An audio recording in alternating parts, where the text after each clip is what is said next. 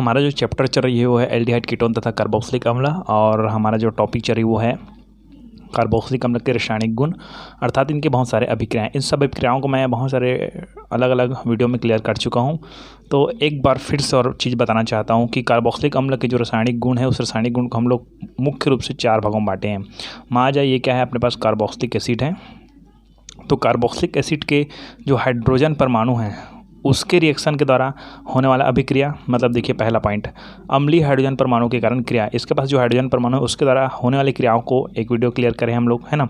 दूसरा है हमारे पास COOH समूह के OH समूह के कारण क्रिया है, मतलब पूरा OH भाग लेता है, क्लियर है। तीसरा संपूर्ण COOH समूह के कारण क्रिया है, मतलब पूरा का पूरा COOH भाग लेता है, पहले हाइड्रोजन उसके बाद OH बस भाग लेता है, उसके बाद COOH भाग लेता है, उसके बाद आएगा आपका एल्किल या एरिल समूह के कारण क्रिया, मतलब सामने में R है उनके द्वारा होने वाली क्रिया। और इन सब के आधार पर हम लोग एक क्लियर करते हैं सब पॉइंट को, जिसमें मैंने अम्लीय हाइड्रोजन के परमाणु के द्वारा क्रिया वाले को पूरा कंप्लीट करा रखी है। दूसरा COOH समूह के OH समूह के द्वारा क्रिया ये भी कंप्लीट करा रखी है। आज हम लोग जाने वाले हैं वे अभिक्रियाएं जिसमें COOH समूह भाग लेता है, अर्थात COOH समूह के द्वारा होने वाली क्रियाएं। क्लियर है, चलिए तो शुरू करते हैं वे अभिक्रियाएं जिसमें संपूर्ण COOH भाग लेता है। चलिए चलते हैं फिर, है ना। इसमें क्वेश्चन कैसा आ सकता है कि जो कार्बोक्सिलिक अम्ल है उसके जो सोडियम लवण है या उसके कोई भी लवण है उस लवण के द्वारा एल्केन का बनना समझाइए, या आ सकता है कि कार्बोक्सिलिक एसिड से एल्केन का बनना समझाइए, या तो कार्बोक्सिलिक एसिड में विकार्बोक्सिलीकरण समझाइए। क्लियर है, तो सीधा हम लोग चलते हैं एल्केन का बनना, है ना। ये हमारा जो चैप्टर क्या चल रही है आपको समझ आ रहा है ना, कार्बोक्सिलिक एसिड।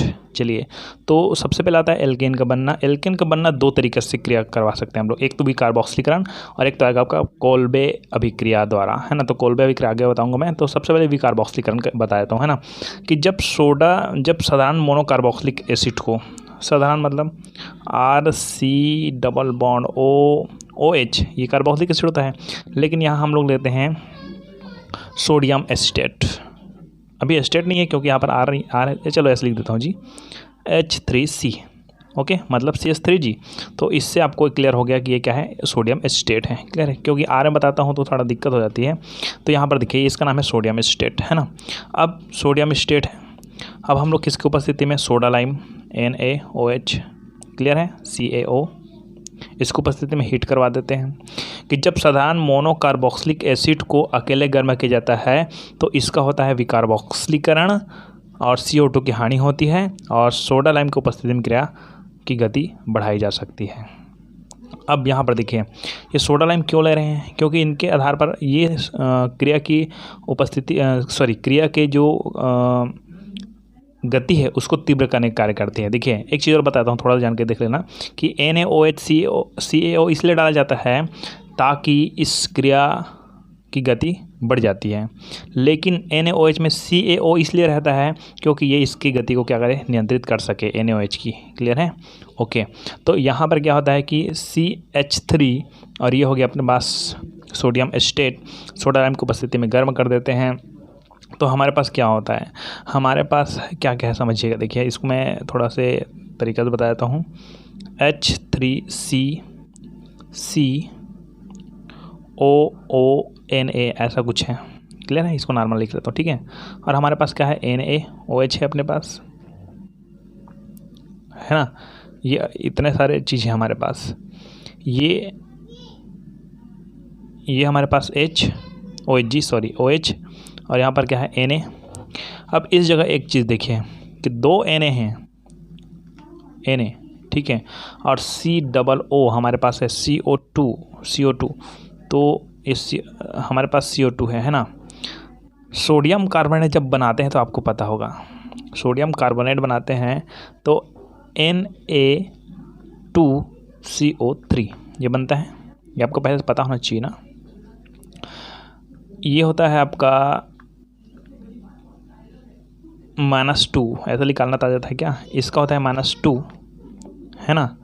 और ये जो सोडियम है उसका होता है +1। क्या बोल रहा हूँ, समझ रहा है, सोडियम +1 वाले हैं, और ये CO3 है, ऑक्सीकरण अवस्था कितना होता है, -2 होता है, यह निकाल दिया मैंने, ठीक है। कार्बन का 4, ऑक्सीजन का -2 होता है, और इसमें 3 का गुना है तो 3 दूने 6, -6 या हमारा -2, और सोडियम का +1, मतलब कितने सोडियम की आवश्यकता पड़ेगी, 2 सोडियम, +1 मतलब क्या हो गया, +2, ये +2 ये -2, क्लियर हो गया। तो अपने को सोडियम कार्बोनेट जब बनाना है तो 2 सोडियम के साथ CO3 की आवश्यकता पड़ेगी। तो हमारे पास देखिए यहाँ हमारे पास COO बस है, क्या है, COO, और यहाँ देखिए तो हमारे पास है Na है, और क्या है, OH है। OH मतलब क्या है, अपने पास ऑक्सीजन भी है, ये याद रखिएगा आप लोग, है ना। मतलब यहाँ से आप जब बनाओगे तो क्या बनेगा, देखिए ये तीनों, ये सोडियम और ये वाला सोडियम और ये ऑक्सीजन, ये मिलकर बनाएगा आपका सोडियम कार्बोनेट, क्लियर है। अब बचा क्या, CH3, तो CH3 में 1 हाइड्रोजन, 2 हाइड्रोजन, 3 हाइड्रोजन, है ना, 3 हाइड्रोजन है हमारे पास, और इस जगह देखिए एक बॉन्ड फ्री हो जा रहा है, तो एक बॉन्ड को फ्री को जोड़ने वाला कौन आ जाएगा, अपने पास हाइड्रोजन है, तो ये बनाएगा आपका क्या, CH4, ये बन गया आपका मीथेन, एल्केन का बनना, यही पढ़ रहे हैं हम लोग, क्लियर है। ये आपको समझ आना चाहिए, है ना, कि यहाँ पर देखिए ये सोडियम स्टेट है, इस सोडियम स्टेट के साथ हम लोग S को NaOH के उपस्थिति में जब गर्म कराते हैं, सोडा लाइम की उपस्थिति में, तो यहाँ पर ये टूट जाता है और ये Na सोडियम कार्बोनेट बाहर जाता है और ये मीथेन बाहर हो जाता है, ठीक है। लेकिन मेन उत्पाद कौन है हमारा, ये नहीं है, हमारा मेन उत्पाद कौन है, मीथेन, क्लियर है। यहाँ पर एक चीज़ और क्लियर कर लेते हैं कि जो सोडा लाइम है वो किसका मिश्रण होता है, सोडियम हाइड्रोक्साइड और किसका, कैल्शियम ऑक्साइड का मिश्रण होता है, ये तो आपको पहले बताइए। ये है, ये वी कार्बोक्सिलिक सबसे ज़्यादा सरल है। अब हम लोग थोड़ा देखते हैं कोल्बे यहाँ पर कोल्बे अभिक्रिया द्वारा कैसे हम लोग मीथेन एक चीज़ और बताता हूँ, मीथेन किसी भी हालत में नहीं बना सकते, कोई भी एल्केन बनाना है बोले है ना शुरू में एल्केन, तो एक चीज़ और बताता हूँ कि कोल्बे अभिक्रिया द्वारा हम लोग मीथेन नहीं बना सकते भाई, है ना। तो चलिए दूसरा पॉइंट आता है आपका कोल्बे अभिक्रिया द्वारा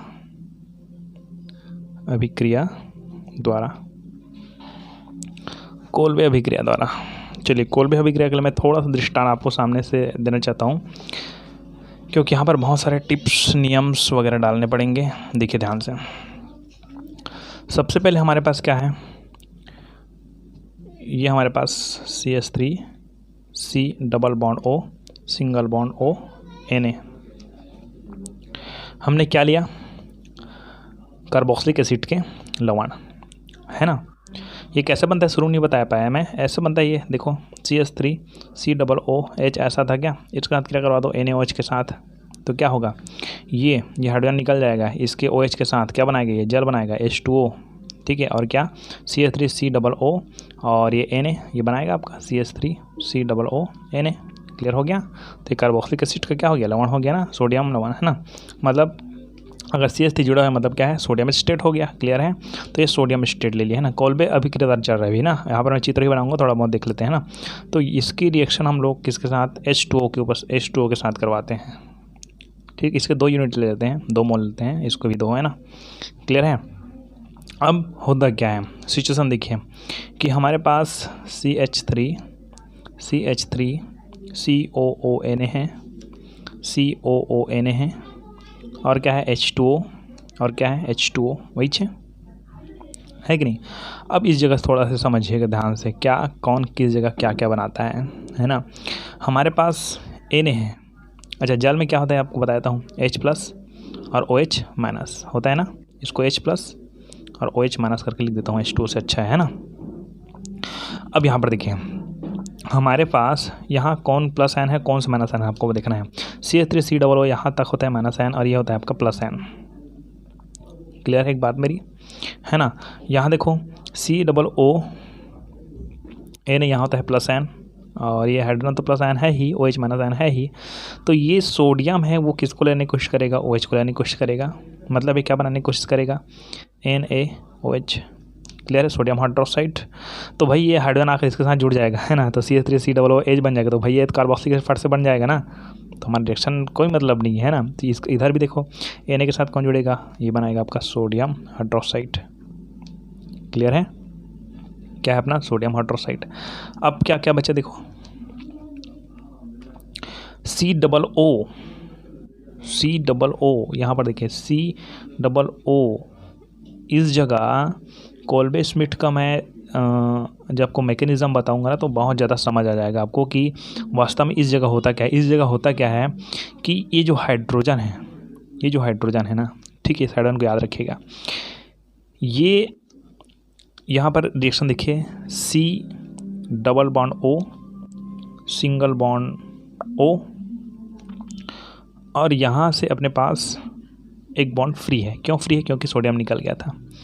इस जगह होता क्या है कि ये वाला जो बॉन्ड है CH3 वाला जो बॉन्ड है, ये CH3 वाला बॉन्ड ही टूटता है, ये वाला, ठीक है। क्यों टूटेगा? मैकेनिज्म एकदम समझ आ जाएगा आपको। ये टूटता है तो इसका इलेक्ट्रॉन इसको मिलता है कार्बन को और एक इलेक्ट्रॉन इसको मिलता है CH3 को, है ना।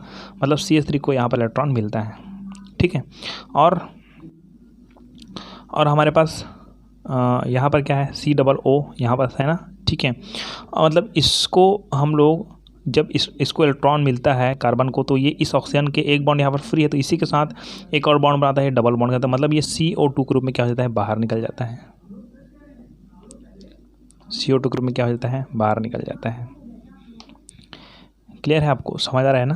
CO2 के रूप में क्या हो जाता है, बाहर निकल जाता है। अब एक चीज़ और देखिए, हमारे पास यहाँ देखो एक हाइड्रोजन, तो आप सोचोगे कि CH3 के पास यहाँ पर देखो एक बॉन्ड फ्री हो गया ना, क्योंकि यहाँ का बॉन्ड टूटा तो CH3 को एक बॉन्ड की फ्री हो गया। मतलब यहाँ पर क्या है, CH तो फटाक से लाकर इसी हाइड्रोजन को जोड़ दो ना, जैसे हमने किस में किया था, वे कार्बोक्सिलिक एसिड में बताया था मैंने, है ना। तो इस सिचुएशन में देखो कि अगर मैं यहाँ पर हाइड्रोजन को लाकर जोड़ देता हूँ यहाँ पर, ठीक है, तो ये बन जाएगा आपका CH4 मीथेन बन जाएगा, CH4 मीथेन बन जाएगा। तो मैंने आपको बता रखी कि इस सिचुएशन में कभी मीथेन नहीं बनता। और एक चीज़ और देखिए, ये तो आपको स्पष्ट हो जाना चाहिए ना, मैं भी केवल कितने यूनिट में बता रहा हूँ, 1 यूनिट में बता रहा हूँ, लेकिन हमारे पास 2 यूनिट है ना। जो सिचुएशन देखिए, 1 यूनिट 2 यूनिट। इस यूनिट में क्या निकला देखो, NOH बाहर निकला, क्लियर है। और क्या निकला होगा, CO2 जो यहाँ पर बताया मैंने, ठीक है, CO2 बताया। यहाँ CO2 निकल गया, यहाँ से Na निकल गया, यहाँ से OH निकल गया, क्या बचा, CH3 बचा ना, और क्या बचा H+। तो CH4 करके मेथेन बना दें ऐसे, CH4 और दूसरा कि CH4, तो दोनों को CH4 को कैसे जोड़ेंगे, नहीं जोड़ पाएंगे ना, ठीक है। तो इस सिचुएशन क्या होता है कि H+ क्या है यहाँ पर, है ना, और यहाँ पर CH3 है ना। तो CH3 का क्या होता है कि एक बॉन्ड यहाँ पर फ्री हो गया, इधर वाला CH3 का एक बॉन्ड यहाँ पर फ्री हो गया, मतलब दोनों के पास एक एक बॉन्ड फ्री हो गया। मतलब ये CH3 और CH3 करके आपस में जुड़ जाता है और ये बना देता है आपका एल्केन। क्या बनाता है, एल्केन। ये देखिए CH3 यहाँ पर ये बॉन्ड फ्री है, CH3 ये बॉन्ड फ्री है, ठीक है। तो क्या बनाएगा, देखिए लास्ट रिएक्शन क्या है, NaOH 2 बार, CO2 2 बार प्लस CH3 है ना हमारे पास, तो 2 है CH3 बन गया, ठीक है। और ये 2 बचा है, वो क्या बनाएगा आपका H2 हाइड्रोजन गैस ग्रुप में बाहर निकल जाएगा। इस तरह से होती है इसमें रिएक्शन। और आपको अभी नॉर्मल समझ तो नहीं आया होगा, लेकिन आ गया होगा, सॉरी, है ना। लेकिन अब मैं इसका मैकेनिज़्म बताता हूँ, बहुत ही स्पेशल मैकेनिज़्म है और इसके आधार पर एकदम कंप्लीट समझ आ जाएगा आपको। चलिए थोड़ा सा मैं चित्र के माध्यम पहले समझाना चाहता हूँ। चलिए यहाँ पर क्या होता है कि हम लोग जब भी कोल्बे श्मिट के बारे में बात आती है तो एक लेते हैं हम लोग एनोड, है ना, एनोड प्लस चार्ज वाले, और एक लिया जाता है कैथोड माइनस चार्ज वाले। इसमें क्या क्या सोल्यूशन है, हमने क्या क्या लिया था देखो, CH3 C double bond O Na ये लिया था, और क्या लिया था, H2 लिया था ना, ये सब लिया था हमने। अब यहाँ देखिए इन सब इस सॉल्यूशन में सब है, तो इसमें एक चीज़ याद रखिए कि कौन कौन प्लस चार्ज में है और कौन कौन माइनस चार्ज में है, क्लियर है ना। तो हमारे पास CH3 COO ये माइनस चार्ज में, आपको पता है। Na कौन सा चार्ज में रहेगा, प्लस में रहेगा। और H2 में क्या होता है, एक H+ होता है, एक क्या होता है OH- होता है ना। मतलब यहाँ पर है H+, यहाँ पर क्या है OH माइनस। क्लियर है। और क्या है हमारे पास CH3 COO और क्या है Na। क्लियर है। ये सब है अपने पास। अब रिएक्शन देखिए, थोड़ा से समझने की कोशिश करना है ना, ठीक है। कि मैं पहले बात करता हूँ एनोड पर। ये अपने पास एनोड है, एनोड पर रिएक्शन देखिए, एनोड पर रिएक्शन देखिए इसके जस्ट मैंने जो रिएक्शन बताई है आपको, है ना, उस रिएक्शन के जस्ट नीचे लिखेंगे आप लोग एनोड पर, और क्या लिखेंगे कैथोड पर, जस्ट नहीं लिखना, इस चित्र बनाने की जरूरत नहीं है ना, केवल इतना लिखना है एनोड पर और कैथोड पर। एनोड पर क्या है अपने पास, एनोड पर हमारे पास क्या है, ये एनोड है ना, सॉरी ये कैथोड है ना,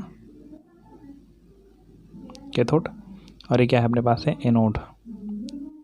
क्लियर है।